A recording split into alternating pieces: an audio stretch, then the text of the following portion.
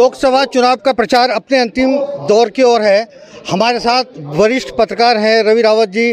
रवि रावत जी एक जुझारू और जमीनी स्तर के पत्रकार हैं, पूरे उत्तराखंड का कमोवेश दौरा करते रहते हैं। रवि जी, क्या स्थिति है इस बार उत्तराखंड चुनाव में भाजपा की? देखिए, उत्तराखंड में हरिद्वार में तो बीजेपी एक तरफा से लग रही है, क्योंकि जो सबसे करीबी सीट मानी जा रही थी वो एक तरफा जीत रही है। गढ़वाल में टक्कर लग रही है, टिहरी में टक्कर लग रही है, नैनीताल में जीत रही है, लखनऊ में जीत रही है। सीट की बात करते हैं, पहले हरिद्वार सीट की बात करें तो आपने यहाँ कई जगह पे चुनावी जनसभाएं भी देखी हैं, लोगों के बीच में मिले भी हैं, तो क्या देखा आपने? देखिए, मैं जब रैंडमली गया बिना कैमरे के, क्योंकि कैमरे में लोग कई बार सच बोलते नहीं है, रैंडमली गया तो लोग सिर्फ मोदी मोदी मोदी मोदी। एक ने व्यक्ति ने कहा, मैंने कहा कि दलित लोग तो वोट नहीं करते, तो हाँ, तो एक दलित वोट तो वोट नहीं करते, तो उसने कहा जाति से तो मैं चमार हूँ, लेकिन मैं वोट बीजेपी को करूंगा, भले मैं आपकी का हूँ।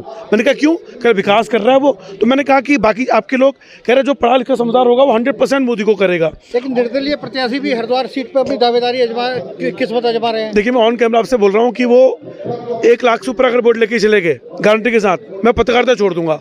और मुझे लग रहा है 50,000 से नीचे वो सिमट जाएंगे, और जैसे जैसे चुनाव नजदीक आएगा उनका जो हौसला है वो डाउन होता चला जाएगा, क्योंकि वो भी पत्रकार रहे हुए हैं, तो वो ग्राउंड रिपोर्ट समझ रहे होंगे कि इसमें सिर्फ मोदी मोदी। और देखिए, त्रिवेंद्र रावत जी ने जब मुख्यमंत्री थे तो उन्होंने जो काम किए, उनकी जो क्रेडिबिलिटी है वो साथ चल रही है, यानी सोने पे सुहागा। मोदी तो है ही, आयुष्मान कार्ड हर व्यक्ति को लाभ मिला। जब वो खनन नगरी मानी जाती है हरिद्वार, इस खनन नगरी में जब वो ईमानदारी से उन्होंने खनन होने दिया था, कोई बेईमानी नहीं, तो वो जो आम लोग हैं ना वो समझते हैं। तो ईमानदारी, अनुशासन प्रिय व्यक्ति, आयुष्मान कार्ड, लोगों समझने वाला, तो मुझे लगता है कि ये एक तरफा से जीतने जा रही है। चुनाव प्रचार का बहुत कम दिन रह गए हैं, अंतिम दौर में चल रहा है चुनाव प्रचार।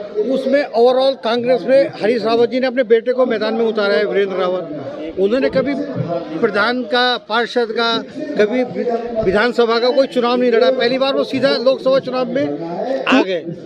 उससे पहले उन्होंने अपनी पत्नी को उतारा। ये फैक्टर बन रहा है हरिद्वार में, जो उनके विरोध का कारण भी है। सर देखिए, जो कैडर वोटर है ना, कैडर वोटर तो 100% कांग्रेस को वोट करेगा, लेकिन जो कांग्रेसी कार्यकर्ता हैं, जो नेता हैं मजे हुए, वो 100% डाउन हो चुके हैं, वो नहीं आएंगे वोट करने के लिए। वो कोशिश करें वोट ना पड़े, लेकिन जो कैडर वोटर है, यही हाल रामनगर विधानसभा में हुआ था। वहाँ का जो कैडर वोटर था कांग्रेस का, याद कीजिएगा, वहाँ पैराशूट प्रत्याशी थे, मात्र 15 दिन पहले आए और 28,000 वोट लेके चले गए, 28,500। बीजेपी मात्र 5,000 से नीचे वोटों में जीती। तो कांग्रेस का जो कैडर वोटर है वो बड़ा मजबूत है। मैंने बात की लोगों से, उन्होंने बोला किसको भी खड़ा कर देते। हरीश रावत जी हम पे एहसान है, वीरेंद्र रावत जी हमारे हरीश रावत हैं, उन्हें हम वोट करेंगे। लेकिन हाँ, जो कांग्रेस के वरिष्ठ नेता हैं वो निश्चित रूप से निराश उदास हैं। अभी मैंने ज्योति रौतेला जो प्रदेश मोर्चा के अध्यक्ष हैं, उनको घेरने की कोशिश की तो उनके मुँह से भी निकल गया। जी हाँ, जो कार्यकर्ता है वो निराश तो होता ही, वो निराशा झलक रही थी उनके चेहरे पर भी। तो उसका नुकसान कांग्रेस को हो सकता है, उसका इसलिए फायदा बीजेपी को मिलेगा। लेकिन रवि जी, एक बड़ी बात है कि हरीश रावत जी कांग्रेस के एक बहुत वरिष्ठ नेता है। जिस तरह से उन्होंने पहले अपनी बेटे की लॉन्चिंग की, पहले अपनी पत्नी की लॉन्चिंग की, फिर अपनी बेटी को उतारा, बेटे को उतारा, खुद भी अपने आप मैदान में उतरे कई बार। तो क्या उत्तराखंड कांग्रेस हरीश रावत के इर्द गिर्द ही रहेगी? देखिए, मैं आज गर्त में क्यों गई कांग्रेस?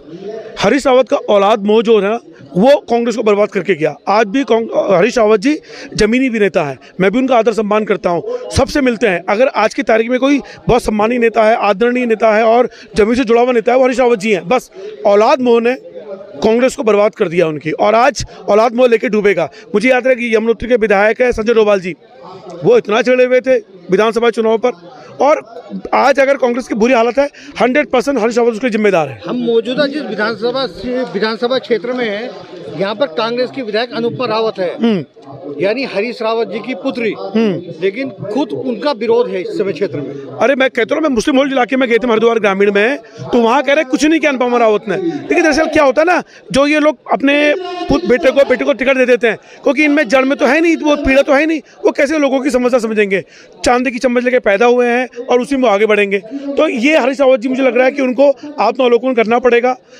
80 साल के वो होने जा रहे हैं, अगर वो संभाल नहीं पाए कांग्रेस को, तो मुझे लगता है कि आने वाले समय में मिलेगा नहीं। तो हरिद्वार लोकसभा सीट के समीकरण वर्तमान स्थिति में कहाँ पर है? देखिए, बीजेपी और कांग्रेस में लगभग 2-2.5 लाख का अंतर चल रहा है अभी, बीजेपी आगे है और कांग्रेस बहुत पीछे है, और कांग्रेस इसलिए टक्कर में है कोई कैडर वोटर बड़ा उसका मजबूत है। उमेश कुमार जो वोट खा रहे हैं वो इसी के खा रहे हैं, लेकिन अंत में ये होगा, मैंने हाल में देख रहा हूँ उमेश कुमार 50,000 से नीचे आने वाले हैं सर। चलिए ठीक है, हम रवि जी दोबारा फिर आपसे बात करेंगे दूसरी लोकसभा सीट को लेके, लेकिन फिलहाल हरिद्वार लोकसभा सीट पे त्रिवेंद्र सिंह रावत मजबूत स्थिति में हैं और भाजपा का जो कैडर वोट है वो उनकी जीत को और मजबूत बना रहा है। धन्यवाद।